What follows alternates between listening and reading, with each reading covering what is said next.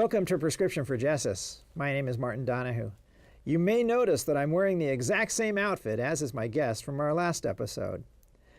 Hyung Nam, with whom I've been speaking about teaching social justice, has been such a fascinating guest that we decided that we would turn this into a two-part episode. I encourage all our viewers to go to our YouTube channel and listen to the introduction to the last program, where I basically laid out the importance of education to a functioning democracy, a little bit about the history of education and disparities, talked a little bit about the level of ignorance among individuals in the United States, and also encourage you to watch episode 1 to hear Hyung's insights. Where we left off last time, we were talking about textbooks, teachers teaching to the textbook, to the test. We're going to continue that discussion. Hyung, welcome, and I'll give a little bit of your background first. Hyung is a South Korean immigrant and community activist. He studied political philosophy, worked with at-risk youth in both residential and school settings, and then became a social studies teacher. He's been teaching for Portland Public Schools since 2000, participated in social justice teacher groups, and served on the editorial board of Rethinking Schools and the steering committee for Northwest Teaching for Social Justice Conference. I'd hate to say welcome back because I'd be lying since you haven't left, but let's continue, Hyung. Back to the textbook issue. Yeah. So, I think that what ends up happening is that textbooks get sanitized of anything that's interesting. I should just mostly speak about social studies textbooks since that's my field.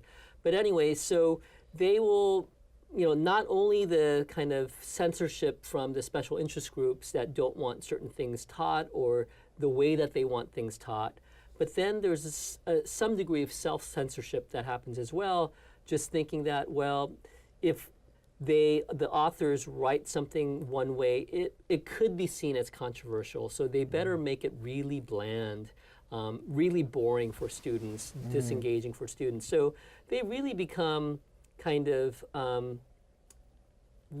unuseful, I think.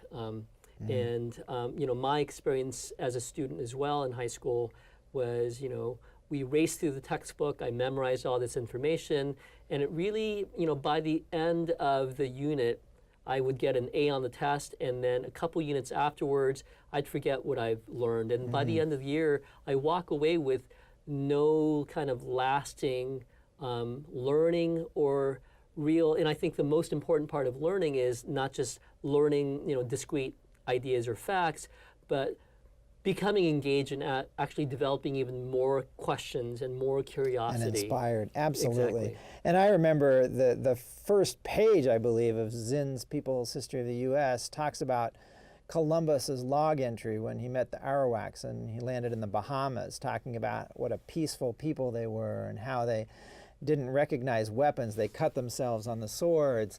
And it ends with him writing, with 50 people, we could subjugate them all and make them do our will. And of course, that led to their enslavement, to mine for gold to be sent back to the Spanish king and queen. People's hands were chopped off and they were put to death if they didn't meet their quotas.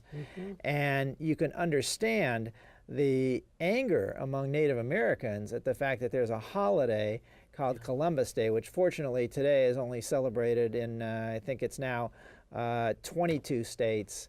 It's not celebrated in 28 and in the District of Columbia. There are a lot of other famous Italians whom we could honor with a special day. I don't think it needs to be Columbus, just like I don't think we need to be having in Central America Montezuma Day, or in Peru Cortez Day. So tell me, what are some of the ways that teachers can incorporate social justice concepts into their curricula? Oh yeah, so what we were speaking about last time was, I think there are other components as well, but two main components I think of is the curriculum and then the pedagogy, right? So not only what we teach, but how we teach it. And I think part of the importance of social justice teaching is the pedagogy, which means that rather than having students be passive receivers of knowledge, that they are makers of knowledge, then they are not only makers of knowledge, rather than working individually and especially competitively against other students to get a better score on the test or whatever, that they become problem solvers together, right? This is what we need in democratic society. We need students to develop civic skills, how to communicate with one another, but more importantly, rather than just relying on the experts or authority figures to solve problems or tell them what the problems are and the answers are or frame things for them to grapple with understanding the world and do everything from problem solving to even kind of coming up with what the problem is to solve. And those kinds of experiences, I think, are really important for the rest of their lives. That goes way beyond just academic. So, especially those issues that are most relevant to their lives, looking at, okay, how did we get here? Absolutely. And how do we escape this?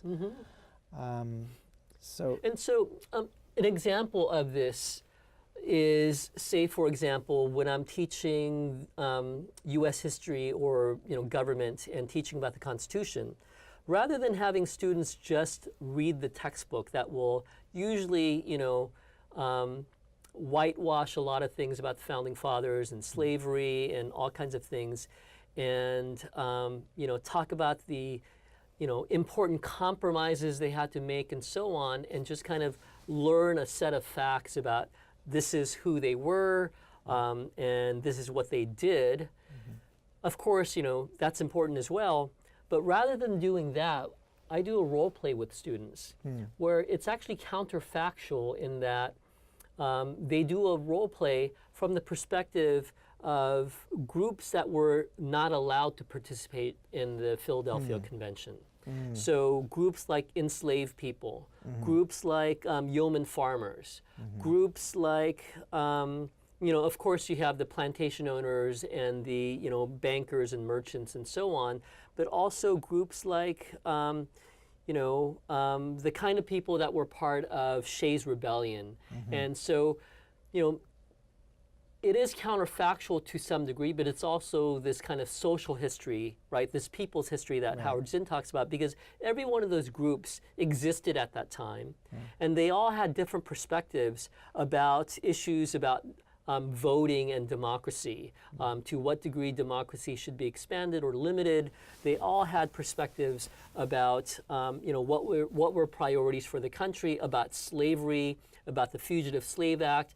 So allowing students to inhabit those perspectives and problem solve and argue about what should be in the Constitution. And history is written by the victors, too. Exactly. So that's why we get those names and facts, and that there are many heroic individuals who are not very well known who should be. In fact, when people ask me who my heroes are, I'll usually name my parents, Carl Sagan, Howard Zinn, a few others. But the reality is the biggest heroes on the planet today are the ones that we don't know and really will never know. They're the labor organizers in the developing world fighting for better working conditions, who may have died in a fire in a factory like the Triangle Shirtwaist Factory that we're still having today with not only fires but building collapses, or the ones who are going into war zones at risk of life and limb, whose lives are lost trying to save innocent victims of conflicts that really, if you look at most of those on the planet, that the U.S. is funding. Those are the true heroes. And it's important to recognize that too. And if we can't name them, at least to call out the organizations that are working on that front and ask their colleagues to speak for them, since they can't speak for themselves. And I think that's a really important part of this pedagogy, is not for students just to learn history, but to learn that it is possible for them to become people like that, to become part of social movements that can, even despite all the limitations and restrictions that may exist, that to see that they were people throughout history that organized together and resisted, and that it is because of those things that we do have some really good things in this country and the rest of the world today. And those things did not just naturally, start out that way or naturally just evolve. They were hard-won struggles. And there's things that we take for granted, the 5-day work week, Yeah. the 40-hour work week, the fact that child labor is illegal. Absolutely. Unless you're on a farm or in a few other situations. The fact that we have the sort of regulatory bodies that we do that protect us from the kinds of foodborne illnesses, granted, not as well as they should, but compare us to other nations, that at least we have some degree of regulation over the amount of pollutants that we spew into the environment. All of that is important. The fact that women have access to reproductive health care. I don't think many young people today know what it was like in the pre-Roe v. Wade era. We did do a whole show that I'd refer you to onto our YouTube channel on access to reproductive health care, but these things circle around, and they're coming around again with now 2 accused sex offenders out of 9 on the Supreme Court, where many of the things that we now take for granted that many people fought very hard for, we need to fight for them again. Yeah. And that's where social studies and history is, you know this, but is so important. The thing I like about kids, and you may have encountered this, is I think young people, especially those in high school, have great BS detectors. It's kind of why the anti-tobacco ads with the body bags outside the headquarters of the major tobacco companies worked so well. Have you experienced that in your teaching? Yeah, I think to some degree that's really true. On a personal kind of level, I think the kids are really sharp about that, and they don't like being lied to, but they need to know that they're being lied to, and they don't always. I think what's difficult though is that we're all just kind of like fish. We're constantly surrounded by these kinds of doctrines and ideologies, and when it is quite pervasive, and so because of that, I think I think we all struggle, and kids are at that age in high school where some are starting to see it before I see them, but often I'm kind of their first experience of really questioning things that they are hearing all the time from their families, in churches, on Fox News, etc. And news, air quotes, yes, please. I imagine that causes some conflict occasionally when John goes home and talks to his parents and says, "Guess what I learned today?" Tell me a little bit about some of the resistance that you and others have experienced, not just from parents, but also from administrators. Oh yeah, it happens regularly. I just actually had a meeting with a parent today, and we were in my economics class. We had a little bit of extra time one day, so we were talking about the Supreme Court hearings that were happening, and the student started to go into this whole kind of tirade, making a whole bunch of assertions that were just not true. So I just stopped her because I wanted to just correct that and just point that out, because I think I was afraid that students would that those kind of distortions would be perpetuated. So she had said something like, Brett Kavanaugh is being treated unfairly because the FBI had been investigating him for over a year, and they found nothing, and this is just a political thing by the Democrats. Different kind of investigation. So I just tried to stop her there, and she got really upset, and she said, "Can I finish?" And I said, "Yes, go ahead and finish." But then I went back and said, what you said is just not true, and if you think that's true, I want you to find some evidence and cite it. But I started my teaching in public schools right before the September 11th attacks, and then the whole war in Afghanistan and then Iraq. And I mean, think about what was happening during those years when, the percentage of people who believed, and because not only our, political leaders, but the media kept on repeating these things that were false, right? That Iraq had weapons of mass destruction, that Saddam Hussein had ties to Al Qaeda, and so on. So that, of course, they're going to be just immersed in this kind of, disinformation. And that's why we need reporters such as those at ProPublica and Fair Warning and elsewhere who are courageous. And it's a particularly dark time for reporters now with the Washington Post reporter that almost certainly was brutally murdered by a country that is our ally. And our president's rationale for, at this point, failing to take any significant action is that they buy a lot of weapons for us. To what level have we sunk morally that our leader, someone who is supposed to be the leader of the free world, is sanctioning what's going on? Now, certainly things will change a lot by the time that this program airs.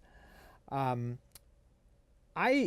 am often told that it's not worth trying to confront those with more conservative opinions, and I say air quote conservative because I think I'm very conservative. I have a lot of Christian beliefs. I'd like to conserve the planet. I'd like to conserve lives. But that we should steer clear from facts, that we should sometimes sort of confront them on that more emotional level. But my counter to that is that the facts have to stay in the argument. Yeah. You can't ignore the facts. If we've done that, then we've sunk back into the demon-haunted dark ages of medieval times. Yeah. So that's an example with a parent. How about with administrators? Yeah, well, administrators, depending on whether we have good administrators or not, can sometimes be just a reflection of the pressure that they're getting from, especially more entitled parents, parents that might donate money to the school and so on. And so I've had experiences where administrators were really neutral and just kind of were a referee and mediated a meeting between me and a parent and allowed me to explain myself and so on. And that's been great. I don't need administrators to defend me. I just need them to, just give me a chance to explain what I do. But I've also had administrators that have really just kind of taken the side of a parent that might complain. Once it was a student who, in my U.S. history class, we were studying I was teaching the Progressive Era, and I was having students read excerpts of Upton Sinclair's The Jungle and Eric Schlosser's Fast Food Nation. And then, to try to bring history alive to students, I used some, YouTube excerpts of, animal farms to give them a sense of what is being talked about in these texts. And so one of the students, 4 students are really, who've never thought about that or seen anything like that before, are really impacted by it, as I think really anyone should be, to, and then, make their own conscious choices about food. But anyway, it turned out that this one student was very impacted. She went home and talked about it with her parents, which I think is great. I often ask students in the beginning of the year, what do you think about social studies? And usually they tell me they think it's the most boring thing, most irrelevant. They would never be thinking about it outside of class unless they're forced to. And here we have students going home that it impacted them so much that they're talking about it to their parents. So anyway, so this student talked about it with her parents, and I don't know exactly what was said, but the parent emailed me and emailed my principal, and basically, was very concerned and wanted to know what I did and why I did it, and I explained it to her, and communicated in multiple emails. And then, you know, I didn't collect that assignment. They were doing like a whole unit, and I collected it at the end of the unit. And when I finally collected those assignments and read that student's writing on that lesson, she wasn't complaining about what I was teaching. She was just very impacted by it. It turned out that she had been a vegan before. And so she saw this, and it kind of rekindled her, whatever reasons that made her a vegan before. And so I'm guessing that she went home and, you know, she asserted whatever choice she wanted to make about, you know, her diet, and her parents were upset about that. Right. And Well, I laud you for taking all that time, because you have to remember, teachers do that sort of thing. You do that every day. You're not compensated for any of that. Yeah. But that's where you can really make a difference.